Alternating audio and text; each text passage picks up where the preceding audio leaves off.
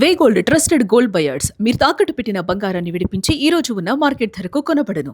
సింహాచల దేవస్థానం భూములను Google data centre కి సంబంధించినంత వరకు 160 ఎకరాలు కేటాయించడంతో పాటుగా అక్కడ పనులు ప్రారంభించడంపై అయితే మాత్రం దేవాదాయ ధర్మాదాయ శాఖ పైన హిందూ ధార్మిక సంఘాలు పెద్ద ఎత్తున మండిపడుతున్నటువంటి పరిస్థితి కనిపిస్తా ఉంది. మరీ ముఖ్యంగా దేవుడికి సంబంధించిన మాన్యాన్ని ప్రైవేటు వ్యక్తులు కట్టబెడుతున్నారంటూ కూడా పెద్ద ఎత్తున మండిపడుతున్నటువంటి సిచ్యువేషన్ అయితే కనిపిస్తుంది. ఇదే అంశానికి సంబంధించి ధార్మిక సంఘాల నేతలు ఉన్నారు, వాళ్ళని అడిగి తెలుసుకునే ప్రయత్నం అయితే చేద్దాం. సార్ నమస్తే. ఏదైతే అడివరంలో గూగుల్ డేటా సెంటర్ కి కేటాయించినటువంటి భూముల్ని ఎలా చూడొచ్చు అంటారు? ఒకవైపు దేవుడు మాన్యం అన్యాక్రాంతం అయిపోతుందంటూ ఇదే ప్రభుత్వాలు ప్రస్తావిస్తాయి, మరొక వైపు దేవుడు మాన్యాన్ని తీసుకెళ్లి ప్రైవేటు వ్యక్తులకు అది ఇంటర్నేషనల్ కంపెనీలు కట్టబెట్టడాన్ని ఎలా చూడొచ్చు అంటారు? అందరికీ నమస్కారం అండి. ఒక చిన్న లాజిక్ ఉంటది.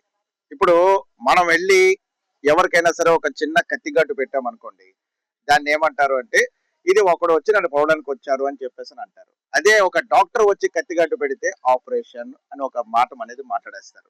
ఇది ఒక చిన్న ఎగ్జాంపుల్ ఎలాగైతే ఉందో, ఈ రోజున సాక్షాత్తు ఆంధ్ర రాష్ట్ర ప్రభుత్వము ఎందుకు పనికిరానటువంటి విధంగా ఉండేటువంటి అందులో ఎండోమెంట్ ప్రభుత్వాన్ని ఎండోమెంట్ ఏదైతే ఉందో దేవాదాయ శాఖని దాన్ని వాడుకుంటూ ఈ రోజున సాక్షాత్తు స్వయంభూ దేవాలయమైనటువంటి శ్రీ వరాహ లక్ష్మీనరసింహ స్వామి యొక్క దేవస్థానం యొక్క భూముల్ని అన్యక్రాంతం చేస్తున్నటువంటి తరుణం.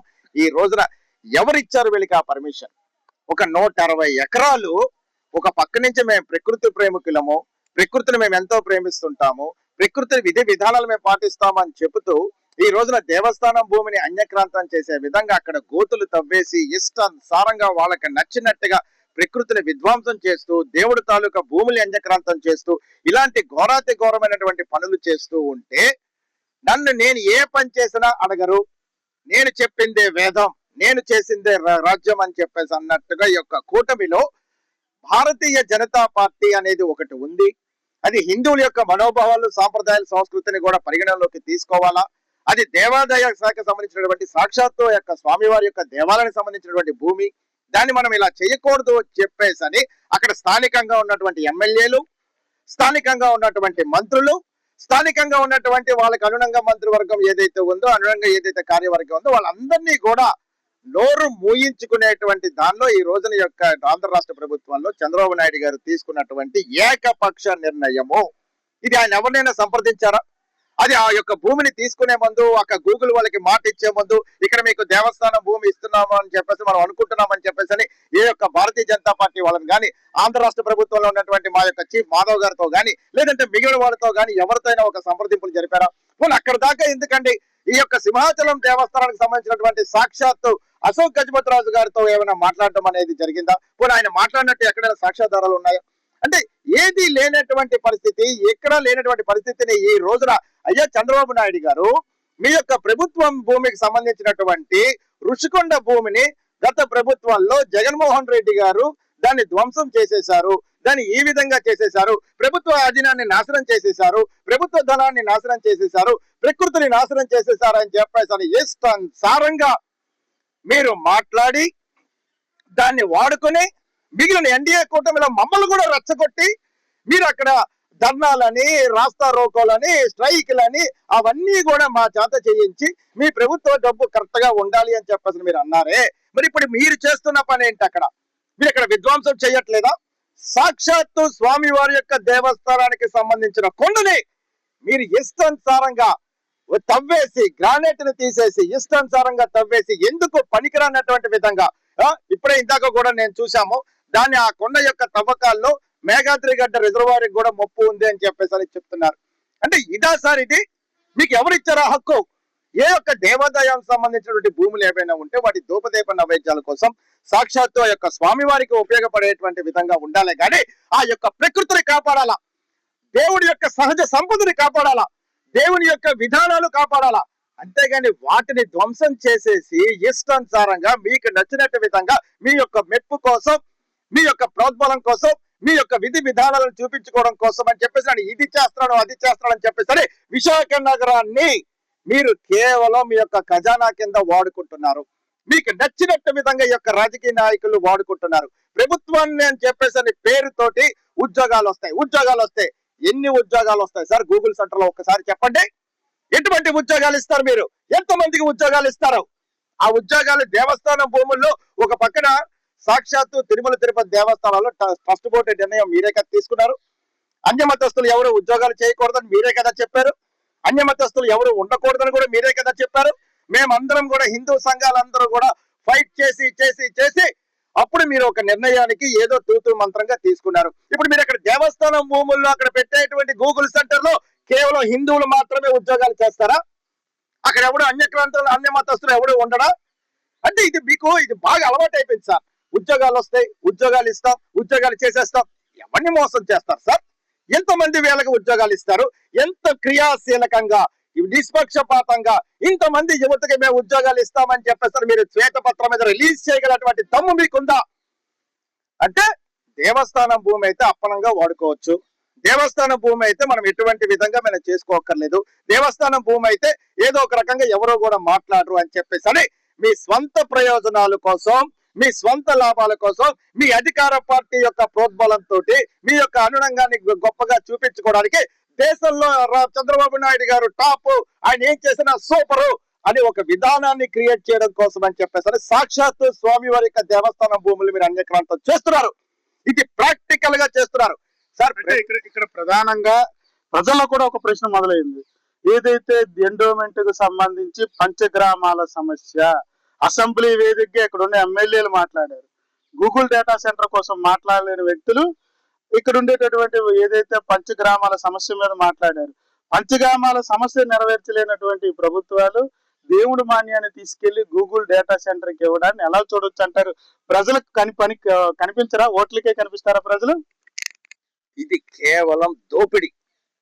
హిందువుల మనోభావాలను, సాంప్రదాయాలను, సంస్కృతిని దోపిడీ చేసేస్తున్నారు. అడిగిన వాళ్ళని నోరు నొక్కేస్తారు. అడిగిన వాళ్ళని వాళ్ళ యొక్క పార్టీ అనురంగంతో ఏదో ఒక రకంగా చర్యలు తీసుకునే విధంగా చేస్తున్నారు.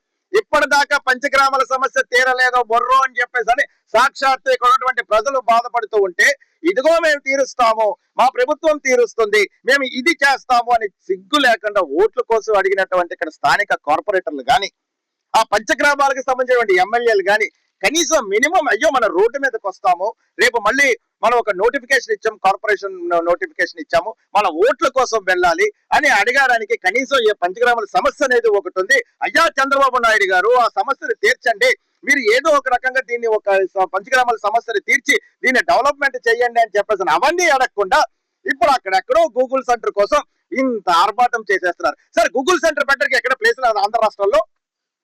ఇంకెక్కడ మీకు చోటే దొరకలేదా సార్? ఒక పక్క నుంచి రోడ్లు డెవలప్మెంట్ అవుతున్నాయి, ఒక పక్క నుంచి ఏదైతే నీటి ఆ యొక్క సెంటర్ కావాల్సినటువంటి అన్ని వనరులు చక్కగా ఆంధ్ర రాష్ట్రంలో ప్రతి జిల్లాలోనే ఉంది.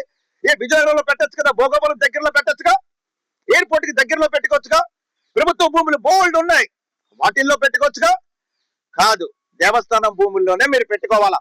మీకు నిజంగా దమ్ముంటే ఏదైనా సరే అన్యమతస్తుల యొక్క స్థలాల్లో గాని, ఈ యొక్క అన్యమతస్తుల యొక్క విధానాలు గాని ఒక కంపెనీని పెట్టండి, చూస్తాం. మీకు దమ్ముంటే పెట్టలేరు. ఆ యొక్క ముస్లింకి సంబంధించిన స్థలంలో పెట్టమనండి, పెట్టలేరు. ఒక క్రిస్టియన్ కి మీరు ఇచ్చేటువంటి ఒక స్థలంలో ఈ యొక్క గూగుల్ సెంటర్ పెడతామని చెప్పేసి మీరు పెట్టండి, మీరు పెట్టలేరు. అంటే చేతకాని చవట దద్దమ్మల్లాగా హిందువులని, హిందువుల యొక్క మనోభావాలని, హిందువు యొక్క సార్ అది ప్రకృతితో వచ్చినటువంటి సహజ సిద్ధమైన కొండ సార్. అది ఒక విశాఖపట్నానికి ఎంతో అపురూపమైనటువంటి యొక్క వనరులు సార్ ఇవన్నీ కూడాను. మీరు దీన్ని ఇష్టానుసారంగా కొల్లగొట్టేసి ప్రకృతిని నాశనం చేసేసి, అంటే మీరు చేస్తే ఒకటి, వేరే వాళ్ళు చేస్తే అది విధ్వంసమా? మీరు చేస్తే ఉపయోగం, వేరే వాళ్ళు చేస్తే విధ్వంసం. మీరు చేస్తే లాభం, వేరే వాళ్ళు చేస్తే నష్టం. ఒక ఋషికొండ విషయంలోనే అయ్యో అందరూ బాధపడ్డాం. అయ్యో ఋషికొండను తొలిచేశారు, అది చక్కగా బీచ్ వ్యూలో ఉంది, అది ఎంతో చక్కగా ఉంది, దానివల్ల ఉపయోగం లేదు, గెస్ట్ హౌస్ అందరూ బాధపడ్డాం. మరి ఇప్పుడు మీరేం చేస్తున్నారు సార్? మీరు అక్కడ ఏం చేస్తున్నారు? మీరు విధ్వంసం చేయట్లే. 160 ఎకరాలు సాక్షాత్ ఆ స్వామివారి యొక్క దేవస్థానానికి సంబంధించినటువంటి ఆ స్థలాల్ని ఇష్టానుసారంగా మీకు నచ్చినట్టు విధంగా మీరు ఎటువంటి తవ్వేస్తుంటే, ఆ పచ్చటి పొలాలు, ఎక్కడా దొరకనటువంటి మొక్కలు, ఆ కొండల్లో ఉండేటువంటి ప్రకృతి సహజ సిద్ధమైనటువంటి ఆ యొక్క ప్రకృతికి సంబంధించినటువంటి ఆ వనరులు, ఆ యొక్క చెట్లు ఎంత అందంగా, ఎంత ఆనందంగా, ఎంత చక్కగా ఉంటాయండి అవి. వాటినంటిని విధ్వంసం చేసి ఎక్కడో ఉద్యోగాలు వస్తాయి, ఏదో చూస్తాం. మాయ, ఇది కేవలం మాయ. మీకు నిజంగా మీకు యువతకి ఉద్యోగాలు కల్పించాలి, యువతని మీరు తీసుకువెళ్ళాలా, యువతని మంచి విధంగా డెవలప్మెంట్ చేయాలి అనుకుంటే ఐటీ హబ్ సెంటర్లు ఉన్నాయి, అక్కడ పెట్టొచ్చుగా గూగుల్. అది ప్రభుత్వ భూమే కదా, అక్కడ అన్ని సాఫ్ట్వేర్ కంపెనీలు ఉన్నాయి కదా, అక్కడ మీకు సంబంధించినటువంటి ఎమ్మెల్యే అందరూ కూడా బిల్లాలు వేశారు కదా, మరి అక్కడి నుంచి పెట్టలేకపోతున్నారు గూగుల్ సెంటర్ అనేది. భోగాపురం ఎయిర్పోర్ట్ దగ్గరలో ఎందుకు పెట్టలేకపోతున్నారు అంటే మీకు కావాల్సింది అప్పనంగా దొరికేటువంటి మా స్వామి వారి యొక్క దేవస్థానం, అప్పనంగా దొరికేటువంటి దేవస్థానం భూములు, అప్పనంగా దొరికేటువంటి వాళ్ళు హిందువులు. ఇది మీ తాలూకా క్రియాశీలకమైనటువంటి ప్రత్యక్షంగా హిందువుల మీద దాడి, మా స్వామి వారి మీద దాడి, సింహాచలం దేవస్థానం మీద దాడి. ఆయన యొక్క భూములు కేవలం సింహాచలం అనేది ఆ యొక్క దాన్ని మీరు వాడుకుంటారు. ఒక పక్కన సాక్షాత్ తిరుమల తిరుపతి దేవస్థానాన్ని ఒక రకంగా ప్రభుత్వం వాడుకుంటున్నారు, ఇక్కడ సాక్షాత్తు ఉన్నటువంటి స్వయంభూ దేవాలయాలు ఏవైతే ఉంటాయో వాటిని ఇంకో రకంగా మీరు వాడేస్తున్నారు. ఇది గూగుల్ సెంటర్లు కానీ ఇలాంటివి ఏవైనా ఉంటే మీరు ఎయిర్పోర్ట్ దగ్గరలో పెట్టుకోవచ్చు. మీ ప్రభుత్వ భూములు బోల్డ్ ఉన్నాయి. మీకు ఇంకో విషయం చెప్తాను, పంచగ్రామాల్లో నివసించేటువంటి ప్రజలు ఒక చిన్న ఇటుక గోడ కట్టడానికి దేవస్థానం వాళ్ళు పర్మిషన్ ఇవ్వరు సార్. అయ్యారు వర్షానికి కారిపోతుంటే ఒక షెడ్ వేసుకోవడానికి దేవస్థానానికి పర్మిషన్ ఇవ్వరు, వాళ్ళు ఎవరు కట్టుకోవడానికి వీల్లేదు అంటారు. అలాంటిది ఇంత విధ్వంసం 160 ఎకరాలు ప్రభుత్వం ఇంతలాగా దోచేసి అంతలాగా ఇస్తుందంటే ఇది దేనికోసం సార్? అంటే సామాన్యమైనటువంటి ప్రజల్ని ఒక రకంగా చూస్తున్నారు, అక్కడ స్థానికంగా ఎప్పటి నుంచో యొక్క బాధలు పడుతున్నటువంటి యొక్క పంచగ్రామాల్లో ఉన్నటువంటి నివాసితులను ఇబ్బంది పెడుతున్నారు. వాళ్ళు ఇల్లు కట్టుకోవాలన్నా, కనీసం ఒక రేకు వేసుకోవాలన్నా, ఒక షెడ్ కట్టుకోవాలన్నా పర్మిషన్ లేకుండా ఇష్టానుసారంగా యొక్క స్థానికంగా ఉన్నటువంటి ఎండోమెంట్ అధికారులు వచ్చేస్తుంటారు.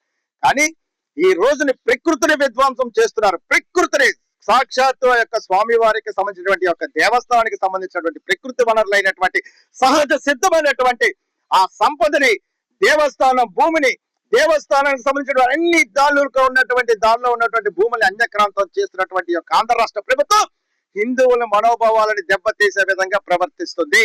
ఇది కేవలం గూగుల్ సెంటర్ అనే పేరుతోటి మభ్య మోసం చేస్తున్నారు. మీకు నిజంగా నిష్పక్షపాతంగా హిందువుల యొక్క మనోభావాల మీద కానీ మీకు నిజంగా ఒక విలువ అనేది ఉంటే ఆ యొక్క గూగుల్ సెంటర్ ని ఆపండి, మీ యొక్క ప్రభుత్వ భూముల్లో పెట్టుకోండి. ఈ యొక్క విశాఖ నగరంలో కానీ చుట్టుపక్కల ఉత్తరాంధ్రాలో కానీ ప్రభుత్వ భూములు బోల్డ్ ఉన్నాయి. విశాఖపట్నానికి యువతకు కావాల్సింది ఉద్యోగాలు కాదు సార్, విశాఖపట్నం యువతకు కావాల్సింది అభివృద్ధి. అభివృద్ధి అనేది కేవలం మీరు ఇచ్చే గూగుల్ సెంటర్ లో కాదు. ఇక్కడ ఆల్రెడీ యువత ఇక్కడ ఉండట్లే, వేరే వేరే జిల్లాల్లో వేరే వేరే రాష్ట్రాల్లో ఎక్కడోకెళ్ళి ఉద్యోగాలు చేసుకుని ఆల్రెడీ వలస పోయారు. మీ వల్ల, మీ రాజకీయ నాయకులు, మీ ప్రభుత్వాల వల్ల వెళ్ళిపోయారు. ఆఖరికి వాళ్ళు సెలవుల్లో కానీ వీకెండ్ లో కానీ వచ్చే సరదాగా విశాఖపట్నంలో సేద తీరుతూ ఆ ప్రకృతి సంపదని ఎంజాయ్ చేయాలనుకుంటారు, దేవుళ్ళని దండం పెట్టుకుని ప్రశాంతంగా ఉండాలనుకుంటారు. ఈ రోజున విశాఖపట్నాన్ని కాపాడుతున్నది కూడా ఈ యొక్క ప్రకృతి సహజ సిద్ధమైనటువంటి యొక్క సంపదే అనేది మీ ముఖంగా మీకు తెలియజేస్తున్నాను.